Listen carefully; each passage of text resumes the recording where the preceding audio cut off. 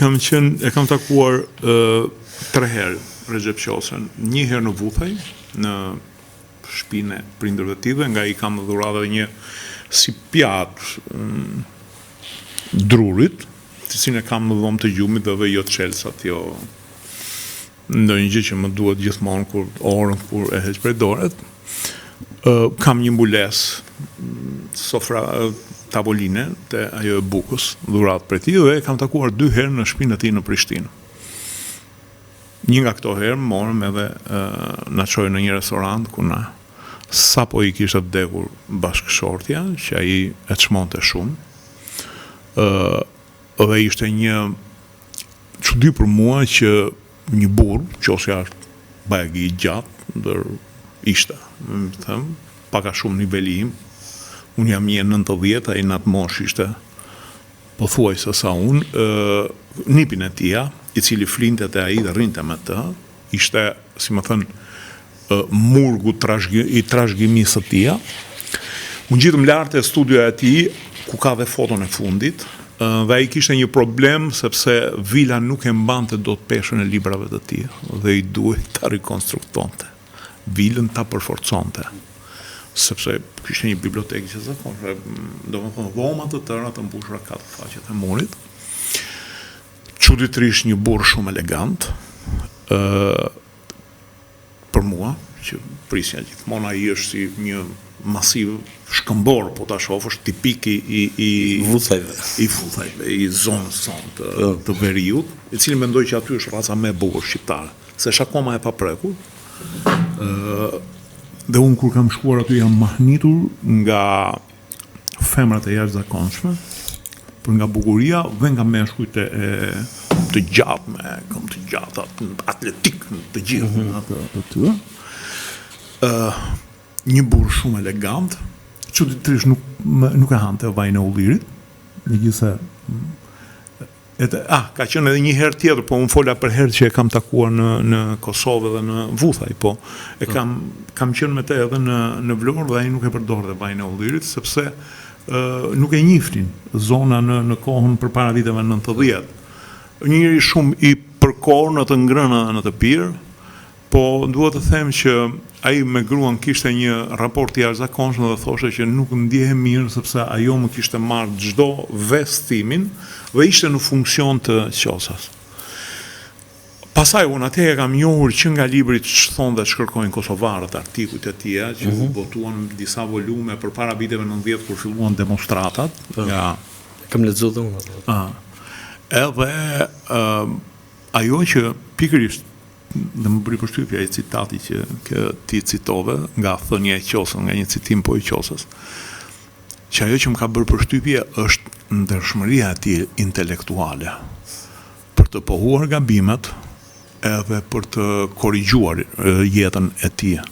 Për shembull, në raport me historinë e Shqipërisë, ta them, ai ka pasur mendime të ndryshme për kohë të ndryshme, për shembull. Këtë vlerësoj, prandaj thash që është intelektual. Pikërisht këtë vlerësoj që në momente të caktuara ti do bësh një rivlerësim 30 vjeç me 32, masi të kara jeta ndryshe, nuk është i njëjtë rivlerësim i jetës. Eksakt. Edhe kur je ku rafsha mos u vrafsha, që e bën 100 metërshin o 10 sekonda, je ndryshe nga ai që shikon dhe bën tifozllëk të tjerë dhe fillon pastaj një moment që edhe gjykon të tjerët ku bën gabime ku. Për shembull, ka bërë përshtypje qendrimi i tij për Enver Hoxhën, ku në fillim ka qenë kritik, megjithëse ai ka qenë ndër njerëzit që është ftuar më shumë në kohën e monizmit, rrinte për kohë gjata në Pogrades, në Durrës, në vilat qeveritare, është autor i drejtshkrimit, Kongresit drejtshkrimit, delegat.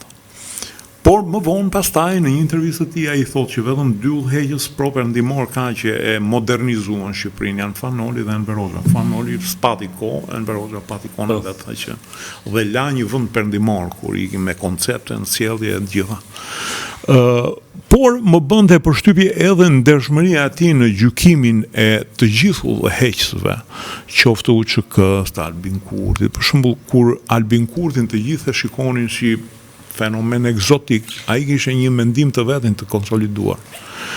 E të tjera, të cilin edhe mund të ndryshojnë me kalimin e kohës. Pastaj mendoj që përfundimisht e rrëzoi vdekja e vajzës, e cila ndodhi në gushtin e kaluar, pikërisht nënës nipit. Ai kishte një lidhje, se ka 2 vajza, një lidhje shumë të ngushtë me vajzat e tia, dhe mendoj që ajo e rrëzoi përfundimisht. Dhe ajo që duhet të them dhe që ta mbyll, pastaj kalojmë në temat të tjera. Unë mendoj që ky ishte ndër rilindasit e fundit, po kishte diçka më tepër se rilindasit. Sensin e autokritikës dhe duke mos qenë monument, duke qenë ende mishe kocka, neve kishim mundësit edhe ta shijonim. Sepse rilindasit në një farë mënyrë edhe për shkak të nevojës së një kombi për të krijuar mite, ne i kemi mermerizuar, i kemi në mermer dhe nuk ndërsa kishte. Ajo që duhesh bërë, për këto figura, ajo që duhesh bërë. Te ky kishim luksin që edhe ta kritikonin sepse ishte gjallë. Edhe me që e dëgjonim duke folë, mendojmë që kemi byllë dhe me kritiku. Këtë kemi me gjithë ne. Këtë kemi me gjithë. Ajo që do shtoja, ose ndoshta do mbyllem me këtë, është fjala intelektual. Sepse në një intervistë ti vura re që foli për intelektualizmin, tha intelektualet duhet flasin. Tani unë mos ma mori për keq qosje, atje e latë ku është, por unë e kam studiu dhe këtë pjesë në intelektualizmit, në ka grupim që vuan në një sistem tillë është intelektuali. Pra që nga vitet 90, gjë e pa që u bë në vitet 90 që i kam bërë një zbërthim për njeriun, jo vetëm për kombin, është që intelektuali dhe nga bisedat që kam bërë me historian, njerëz të mrekullueshëm, e kam vënë re këtë që intelektuali ishte njeriu më i pambrojtur i viteve 90. Sepse ai do shiste vetëm iden. Unë mendoj që e lanë me qëllim ashtu të zhveshur në mënyrë që ai të shitej. Ashtu. Po ashtu është, intelektuali përgjithsisht është një njeri. Po e thot edhe shumë bukur qosja, thot, ndoshta për shkak të kushteve të vrazhdë, thot, kam mbajtur edhe qëndrime që duhet të më gjykoj historia. Po pra. Por ndershmëri intelektuale është zakonshme. Por ajo që qosja kërkonte nga intelektualet, këtë po them sepse si gjeti do qosja intelektualet, është se ka nevojë për çapën e bukës.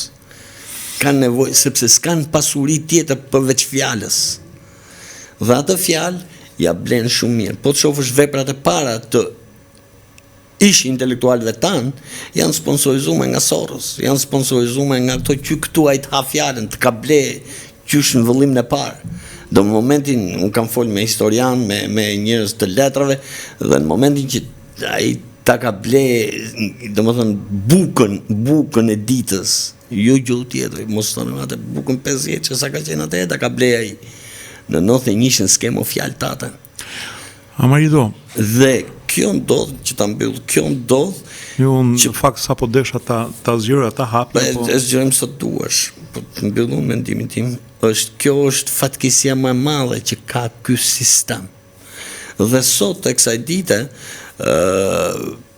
unë kam vështirësi në komunikim në Shqip, pasi të vetëm intelektual që mund gjesh është ata njerëz që nuk flasin Shqip dhe që se më thënë kanë bërë një jetë dhe kanë bërë një autogol ose një si më thëmë të revizionim të vetes. Dhe këto janë figurat më të bukura që ka bota sot, nga cilët mund të marrësh, por kanë pas luksin. E ka bërë dhe ka dhe reja, rivlerësimin e vetës. Lese gjyno. A ti si është problemi? Lese gjyno. Më ka marrë malli të lexoj Donin e qetë Sholohovit, i cili është Mim Nobel dhe thretit i Stalinit. Është histori shumë e bukur. Edhe thot, shiko, ke një personazh shumë simpatik aty, thot. Po e ke lënë kulaki, thot.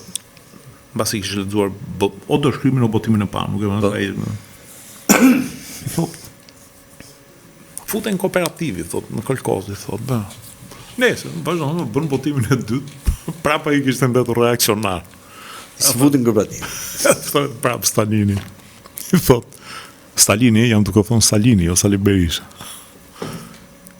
I thot, atë personazhin e thot që më pëlqen shumë, e thot, ala e le reaksionar, nuk e futen kolkoz, nuk ndigjon më burr, nuk ndigjon të futen.